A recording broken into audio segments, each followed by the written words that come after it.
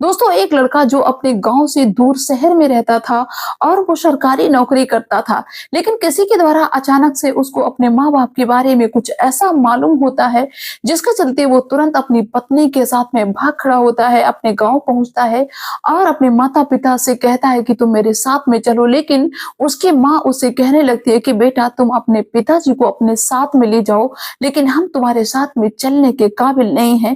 दोस्तों वो लड़का बार बार अपनी माँ से आग्रह करता है, लेकिन माँ बार बार यही कहती है कि बेटा हम तुम्हारे साथ में चलने के काबिल नहीं है, तुम्हारे साथ में रहने के काबिल नहीं है। तो दोस्तों आखिर में उस माँ से ऐसा क्या हुआ था? उस माँ ने कोई अपराध किया था या कोई और वजह थी जिसकी वजह से वो अपने बेटा और बहू से बराबर एक ही बात कहती थी? जब दोस्तों इसकी हकीकत आप भी जानेंगे तो आप भी हैरान रह जाएंगे। तो आप सभी का बहुत बहुत स्वागत है मेरे YouTube चैनल में एक और नए वीडियो में। दोस्तों ये कहानी है एमपी के जिला शिवपुरी के एक छोटे से गांव की। एक ऐसा परिवार जिस परिवार में 4 सदस्य रहते थे, माता पिता और उनके 2 बेटा। एक जो बेटा बड़ा था उसका नाम अशोक था, जो छोटा बेटा था उसका नाम अजीत था। कोई भी बेटी नहीं थी, तो 4 लोगों की फैमिली बड़ी हैप्पी फैमिली थी। और माता पिता अपने बच्चों को अच्छे से अच्छा शिक्षा देने की कोशिश कर रहे, अच्छे संस्कार देने की कोशिश कर रहे और निरंतर बस इसी प्रयास में रहते हैं कि मेरे बेटा दोनों जो है ना सरकारी नौकरी करने लगे, इनको सरकारी नौकरी मिल जाए। इसी चक्कर में वो बहुत ज्यादा प्रयास करते थे माता पिता और अपने बच्चों को अच्छे से अच्छे स्कूल में पढ़ाते थे। दोस्तों यूं ही वक्त गुजरता जाता है। जब इनके बेटे बड़े हो जाते हैं तो क्या होता है कि जो बड़ा वाला बेटा अशोक था उसकी सरकारी नौकरी लग जाती है, वो टीचर बन जाता है। और छोटा वाला बेटा जो अजीत था वो भी अपनी पढ़ाई को जारी रखता है। दोस्तों बड़ा वाला बेटा जो सरकारी अध्यापक था, वो जहाँ पे ड्यूटी करता था, जहाँ पे पढ़ाने जाता था, वो उनके गांव से काफी दूरी पे शहर था, वहां पे जाया करता था। तो उसको अपने घर पे आने में और स्कूल जाने में बहुत दिक्कत हुआ करती थी। एक दिन अशोक अपने माता पिता से कहता है कि मुझे डेली यहाँ पे आने जाने में बहुत ज्यादा दिक्कत होती है, काफी दूरी भी हो जाती है। तो हम ऐसा करते हैं कि वहीं शहर में ही एक रूम ले लेते हैं और वहीं पे रहते हैं, और जब भी मुझे छुट्टी मिला करेगी संडे के दिन या किसी और दिन तब हम आ जाया करेंगे। दोस्तों माता पिता ने सहमति जता दी। माता पिता ने कहा कि ठीक है, तुम्हें दिक्कत हो रही होगी तो तुम वहीं पे रूम ले लो। दोस्तों अशोक ने वहीं शहर में रूम ले लिया और वहीं से अपनी ड्यूटी करता, स्कूल में जाता, पढ़ाता लिखाता और वापस अपने रूम पे आ जाता और बराबर अपने माता पिता के संपर्क में रहता था। जब उसको छुट्टी मिलती थी तब वो अपने घर पे आ जाता था। दोस्तों यूं ही वक्त गुजरता जाता है। अब जब लड़का सरकारी नौकरी करता है तो शादियां भी बहुत अच्छे अच्छे घरों से आने लगी और अच्छा खासा दहेज भी लोग देने की बात करने लगे। तो माता पिता जो थे अशोक के, उनके मन में बहुत ज्यादा लालच हो जाता है। वो सोचते हैं कि हम ऐसे घर से शादी करेंगे जहां से अच्छा खासा दहेज मिलेगा।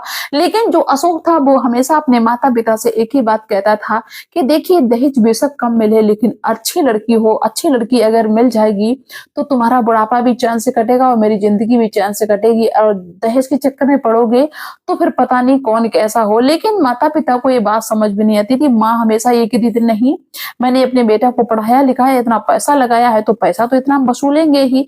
यहाँ तक कि माता पिता बहुत डिमांड करने लगे। जो भी लड़की वाले आते थे लड़के को देखने के लिए, अब अशोक तो बाहर रहता था। एक दिन की बात है दोस्तों, एक ऐसी लड़की से उसके माता पिता ने रिश्ता तय कर दिया जिसके पिताजी एक 4 व्हीलर गाड़ी दे रहे थे और 8 लाख रुपया दे रहे थे। माता पिता ने अपने बेटा से भी नहीं पूछा और उन्होंने शादी तय कर दी। और जब शादी तय हो गई इसके बाद में अपने बेटा अशोक से फोन किया कि देखो हम तुम्हारी शादी तय कर चुके हैं और लड़की भी मैंने देख ली है और तुमको सिर्फ हाँ करना है, ना नहीं करना है, बहुत ज्यादा दहेज दे रहे हैं। दोस्तों अशोक ने जब ये बात सुनी अपने माता पिता के द्वारा तो वो पहले तो अपने फोन में ही समझाने की कोशिश करता है, लेकिन माता पिता नहीं समझते हैं। तो वो भाग खड़ा होता है, अपने गांव में पहुंचता है और दोस्तों अशोक अपने माता पिता को समझाता है कि देखो तुम दहेज के चक्कर में ना पड़ो। अगर दहेज के चक्कर में पड़ गए तो हो सकता है कि कोई ऐसे रिश्तेदार मिल जाए, ऐसी लड़की मिल जाए जो ना तुम्हारी इज्जत करेगी ना हमारी इज्जत करेगी और पूरी जिंदगी बस लड़ाई झगड़ा में ही हो सकता है गुजर जाए। लेकिन अशोक के माता पिता बिल्कुल भी तैयार नहीं होते हैं। तब अशोक अपने माता पिता से कहता है यहाँ पे हम रहते हैं वहां बगल में ही एक लड़की रहती है जिसके पिता बहुत गरीब हैं, वो कपड़ा सिलाई कर काम करते हैं और जो लड़की है वो पढ़ी लिखी है और एक हॉस्पिटल में जाते कंपाउंडर का काम करती है। तो वो लड़की मुझे बहुत ज़्यादा पसंद है और हम एक-दूसरे को पसंद भी करते हैं, बात करते हैं और उसका नाम वंदना है और उससे हम शादी भी करना चाहते हैं। हम ये जानते हैं कि अगर उस लड़की से मेरी शादी हो गई, तो मेरी भी ज़िंदगी बहुत अच्छे से गुज़रेगी और तुम्हारी भी ज़िंदगी बहुत अच्छे से गुज़रेगी। दोस्तों, जब इतनी बात अशोक ने अपने माता-पिता से कही तो पिता तो थोड़ा कम, लेकिन माँ आग बबूला हो जाती। माँ ये कहती है कि तूने ये सोच कैसे लिया कि किसी ऐरी-गैरी को अपने घर की हम बहू बना लेंगे। यहाँ तक कि माता-पिता ये भी कहने लगे, माँ ये भी कहने लगी कि अगर तू उस लड़की का ख्वाब देखता है तो मुझे भूल जा, हम तेरे कुछ नहीं है, तेरा मेरा रिश्ता खत्म अगर तू उस लड़की से शादी करना चाहता है। यहाँ तक कि अशोक ने बहुत ज्यादा प्रयास किया लेकिन अपने माता पिता को समझाने में असफल रहा। दोस्तों, अशोक हार जाता है और हार थक के अपने माता पिता की बात पे ही सहमति जता देता है। ठीक है, जहाँ पे तुम्हारी इच्छा है वहां पे हमारी शादी कर दो, लेकिन बाद में जो हो वो तुम जानना, मुझे कोई मतलब नहीं। तो अशोक शादी के लिए हाँ कर देता है। इसके बाद में फिर से वापस लौट के शहर में जाता है और जो लड़की वो वंदना थी उसको सारी बात बता देता है। और बात तो उसने पहले ही बताई थी अपनी शादी की, लेकिन उसने ये कहा था कि हम अपने माता पिता को समझा लेंगे।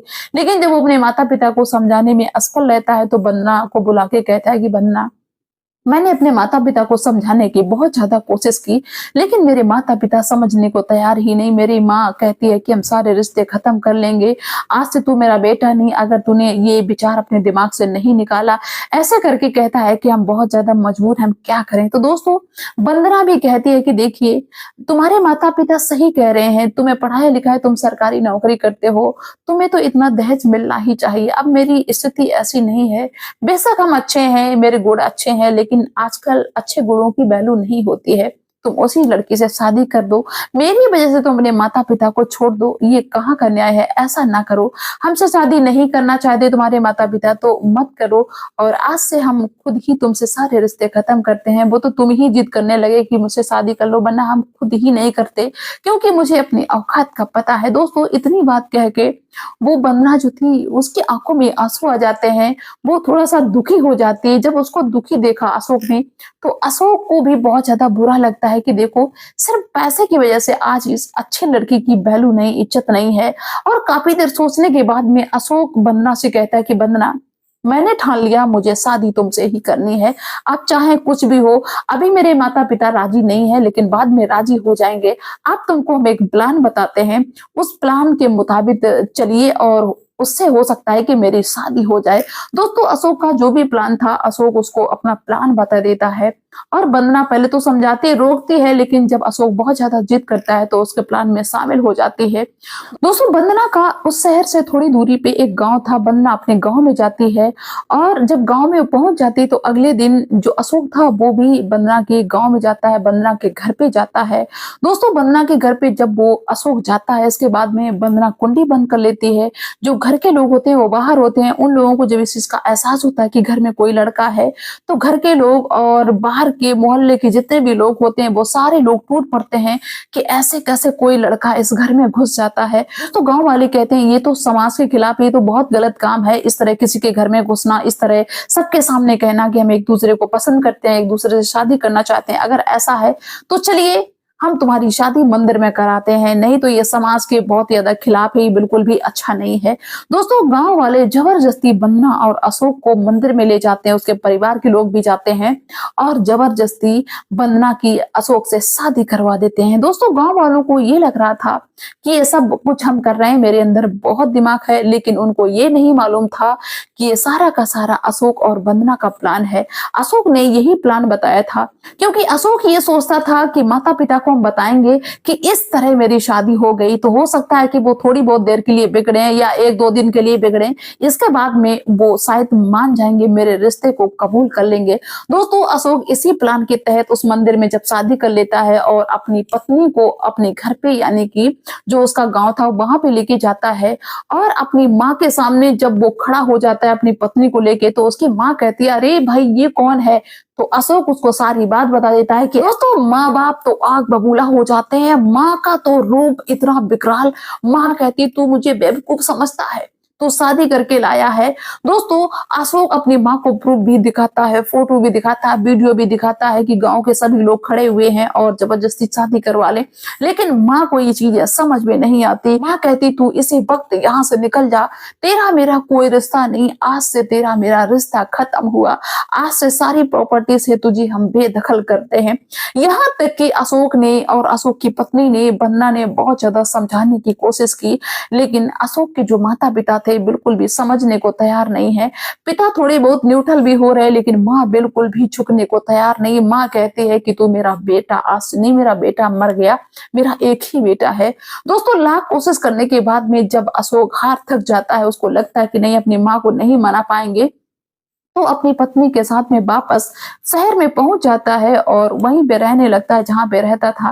दोस्तों, वंदना बहुत ज्यादा अपने पति से कहती है कि देखो, हम पहले ही कह रहे थे कि तुम इस तरह का काम ना करो, लेकिन फिर भी तुमने मेरी बात को नहीं माना। इसका नतीजा देखो, तुमको अपने माता पिता, अपना घर परिवार, भाई सब कुछ छोड़ना पड़ा, है ना। इससे क्या फायदा है, तुम मुझे मेरे हाल पे छोड़ देते। लेकिन अशोक कहता है कि कोई बात नहीं, कुछ दिन की बात है, अभी माँ का गुस्सा है, कुछ दिन बाद गुस्सा शांत हो जाएगा, इसके बाद में माँ हम लोगों को एक्सेप्ट कर लेगी। दोस्तों, यूं ही वक्त गुजरता जाता है। अब जो माता पिता थे वो बस अपने एक ही बेटे के सहारे रहते हैं। यहाँ तक कि उसी गुस्से में उन्होंने अपनी सारी प्रॉपर्टी अपने छोटे वाले बेटा, जिसका नाम अजीत था, उसको करवा दी। और दोस्तों, कुछ वक्त के बाद में अजीत की भी नौकरी लग जाती है। अजीत बीएसएफ में लग जाता है। दोस्तों, जब अजीत की भी नौकरी लग गई तो अजीत के जो माता पिता थे वो जो अपना मन दहेज लेने वाला था उसमें पूरा नहीं कर पाए, आस अपनी पूरी नहीं कर पाए, वो सारी कसर उन्होंने छोटे बेटा अजीत की में निकाल दी। उन्होंने वहां से शादी की जहां से उसके बेटे को अच्छा खासा दहेज मिले। लेकिन समस्या दोस्तों ये हो गई, जब वो दहेज वाली बहू घर में आती है तो वो सबसे पहले बस यही कहती है कि ये जो बूढ़ा बुढ़िया है, इनको हम रोटी नहीं दे पाएंगे, ना कुछ कर पाएंगे।